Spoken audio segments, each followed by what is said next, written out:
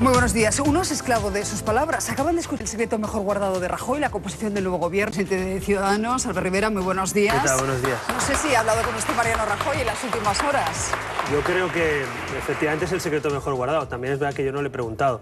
Ciudadanos desde el primer momento y yo personalmente he respetado la decisión de un presidente. Si algo tiene un presidente en exclusiva es la competencia del presidente y esta tarde pues se pone esto en marcha. Eso es lo importante. Sí que hablé brevemente el otro día cuando le saludé y también con los portavoces parlamentarios hemos hablado que en cuanto se ponga en marcha el gobierno, creo que el viernes pues habrá Consejo de Ministros, propondremos ya equipos también para negociar los presupuestos generales del Estado y el techo de gasto y los temas principales económicos, porque no nos olvidemos que esto empieza y ya no hay excusas, ahora hay que ponerse a trabajar. Últimamente por mantener a su candidato y hacer continuismo y no regenerarse y por tanto pues estaremos en la oposición, eso sí, participando de los temas importantes porque al final jugamos todos en el mismo equipo que es España y los temas importantes hay que estar ahí. Está claro que ustedes se quieren quedar al margen, entiendo que también es legislatura prescindir de algún ministro que ustedes bueno, pues han reprobado, como puede ser Fernández Díaz. Bueno, nosotros hemos pedido una comisión de investigación porque se ha podido funcionar las cosas mejor y con mayor control de lo que hace un gobierno. Hemos leído que parte de su ejecutiva y su militancia se lamenta de que ustedes no hayan aprovechado esta oportunidad de entrar en el gobierno. No sé si ese debate ha existido o... Pues la verdad que no, bastante me costó convencerles a mi equipo de que había que apoyar la investidura como para convencer los temas territoriales, en el marco constitucional.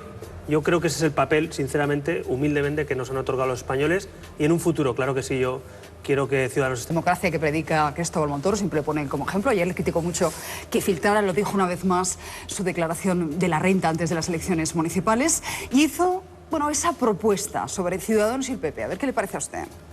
Eso sí que es el abrazo del oso, ¿eh? Bueno, la verdad es que no somos lo mismo. Ayer mismo, mientras decía esto la señora Esperanza Aguirre, la UCO, que está en los tribunales por corrupción, sino al revés, de renovar el centro político español, que desde la UCD en España no había existido hasta que llegó Ciudadanos. Ser socio preferente de este gobierno y la primera ocasión de retratarse van a ser los presupuestos. ¿Cuáles van a ser las prioridades en estos presupuestos? Bueno, por suerte hicimos los deberes. Luego decir que es muy complicado. Mire, es muy sencillo. De aquí al 30 de noviembre, que falta poco tiempo, lo que tiene que hacer el gobierno es reclamar, junto a algunos privilegios de algunos pocos, se puede sacar dinero. Es decir, Ciudadanos va a demostrar y quiere demostrar en estos presupuestos que se pueden frenar recortes en sanidad, educación o dependencia y que se pueden aplicar nuevas políticas sin subirle los impuestos a la clase media. Cuando nos dicen que hay que subirle los impuestos a la clase media para cuadrar las cuentas, no es cierto. Hay algunos agujeros en... Nos decía días atrás, a mí me dejó muy bueno, pues el compromiso por parte de Javier Fernández que intentarían pactar este presupuesto 2017 y 2018. Hombre, lo que no los nacionalistas vascos y los canarios yo sinceramente podría creo sinceramente que el Partido Socialista, al margen del gobierno, tiene que tener presupuestos y dar estabilidad política al país y la oposición tiene que incorporar mejoras a esos... Utilizar esas 100 medidas que tienen en común para aproximarse al Partido Aquello que tanto Socialista. Criticaron, por cierto. Espacio común, transversal en la sociedad y la clase media española y yo lo dije en su día, estoy orgulloso de haber conseguido una... Reconoce abiertamente que había conversaciones con los partidos nacionalistas / independentistas. Bueno, la primera pregunta que me hacía, yo sinceramente, lo que estoy...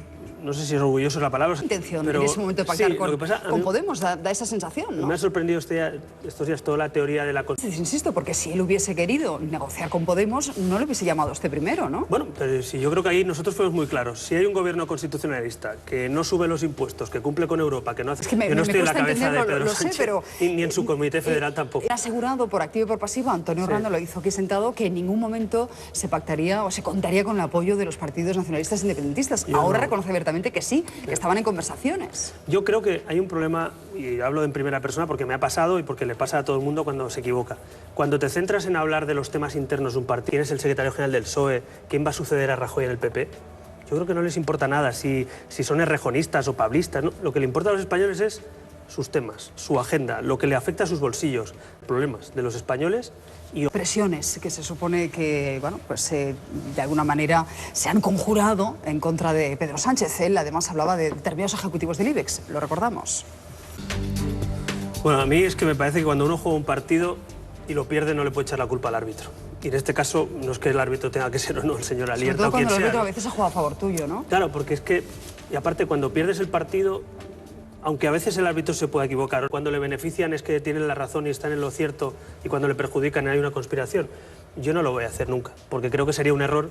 Uno tiene que asumir sus propias decisiones.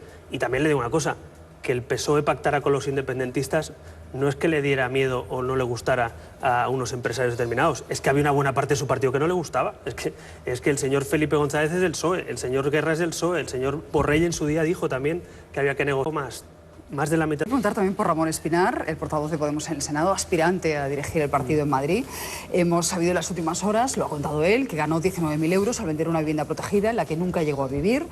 Todo fue legal. El caso es, ¿cabe un reproche ético por especular con vivienda protegida, sabiendo que además él lo había criticado mucho? Bueno, yo lo que sí que le reconozco a esas palabras en la Asamblea de Madrid sabiendo lo que había hecho. Es decir, yo no la tendría, se lo aseguro. Es decir, tiene una capacidad tremenda para olvidar o para pasar por encima esas broncas que le pega a todo el mundo. Podemos ha puesto encima de la mesa al resto de líderes políticos o de representantes. Yo solo le pediría una cosa al señor Espinar y a Podemos, que le apliquen el mismo listón que le aplique al Madrid. O sea, es que la verdad es que especulando son muy buenos, ¿no? Entonces, a mí me parece que todas esas lecciones que hemos visto de Podemos tienen un problema. Pero puede ser, yo no digo que no sea su apuesta para Madrid, pero bueno, en fin, yo creo que lo lógico es que cuando pasa algo así, en vez de defenderte y atacar al mundo mundial, digas, oye, pues esto no está bien, ¿no? Y creo que es lo que debería haber hecho, pero no lo ha hecho Pablo Iglesias, ha salido a defenderle y unos cuantos más. Pero lo ha criticado desde las filas de Unidos Podemos, Cayo Lara... Claro, bueno, pero eso ya sabemos por qué. Porque hay una batalla interna, ni les ha tocado una vivienda de protección oficial y cuando les ha tocado les han pedido una hipoteca, una nómina y han tenido que pagarla, no han podido especular con ella. Entonces, estas cosas que dice Ramón Espinar, que le pasa a todos los jóvenes españoles, pues mire, yo no conozco a ningún joven español, salvo los que están... Vamos a hablar claro, o sea, que de un 15% que se guarda la cooperativa le toque al hijo del que está en Caja Madrid, que además está con el alcalde de Alcobendas, vamos a hablar claro. O sea, eso es un dedazo en toda regla, pero es que no es el primero. Es que Podemos ha colocado a más de 50 personas de su entorno en el Ayuntamiento de Madrid. ¿Qué le molestó más del debate de investidura? ¿Que le dijera a Pablo Iglesias que consultara en Google determinados conceptos que se supone que usted no conocía? ¿O la intervención que hizo Gabriel Rufián, el portavoz de Esquerra Republicana? Mire, yo creo que a mí me gusta el parlamentarismo. La devolvió. Estuvimos explorando mucho, leyendo sus labios, si había dicho gilipollas o no había dicho gilipollas, lo había dicho, ¿no? Estaba pensando en alguna cosa o en alguna persona, sí. Sí, pero, ¿no? Bueno, o sea, efectivamente somos buenos lectores de labios, ¿no? De labios sí, pero no es que me refiriera expresamente al señor Iglesias. Y además, si tengo que decir alguna cosa, yo lo digo en la tribuna, ¿no? Pero en todo caso, por cierto, la Cruz de Borgoña, quien tendría que leer en Google su significado como referéndum de independencia en Andalucía, pero en todo caso, forma parte, insisto, del debate político y hay que encajarlo y hay que llevarlo con normalidad.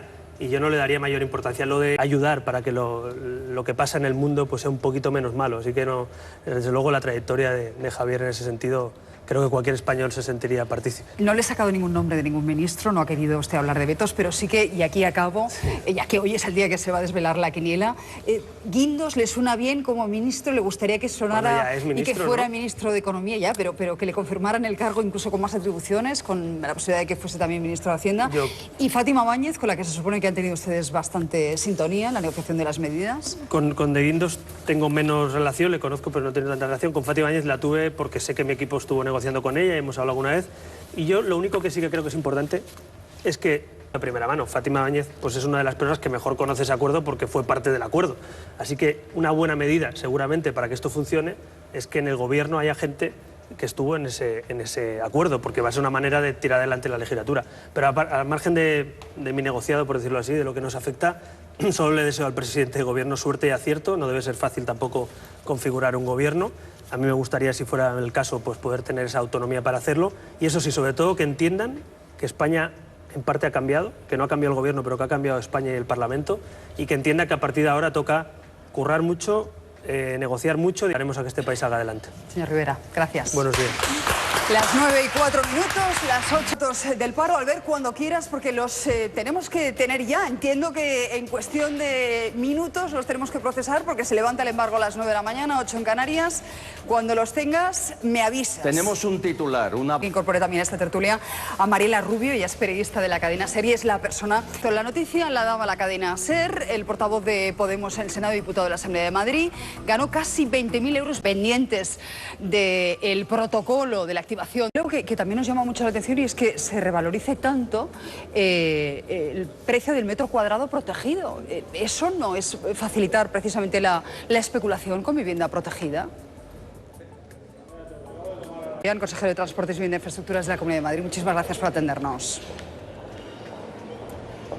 Vamos. Gracias y muy buenos días. Vamos a dejar ya el asunto de Ramón Espinar y de la contaminación y nos centramos en el día D. En unas horas Rajoy dará a conocer los nombres de los ministros de su nuevo gobierno. Palacio de la Moncloa, Lucía Romero. El teléfono del presidente en estas últimas horas, imagino que ha echado humo. Si alguien estaba esperando esa llamada y no se ha producido antes de esta mañana, entiendo que ya está perdida la cosa, ¿no? Que estaban en esa cena, me niegan a haber estado allí. Alberto Núñez Feijóo no estaba, a también me lo han puesto. También te lo han dicho, ¿no?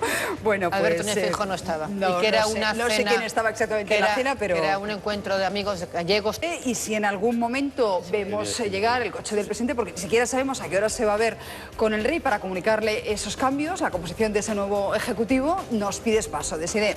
Pero vamos ahora con lo que es noticia de portada hoy en toda la prensa. Enseguida se lo cuento y es, bueno, los ampliaras. Adelante. Vamos a ocuparnos ahora, señores, de un asunto lamentable a más no poder, que es el violador de Martorell. Saben que ha reabierto el debate sobre la reinserción y sobre todo hay algo que no podemos entender y es que se le diese un permiso penitenciario de 3 días, Alfonso. Sabemos hoy que lo solicitó hasta en 13 ocasiones, no se le concedió.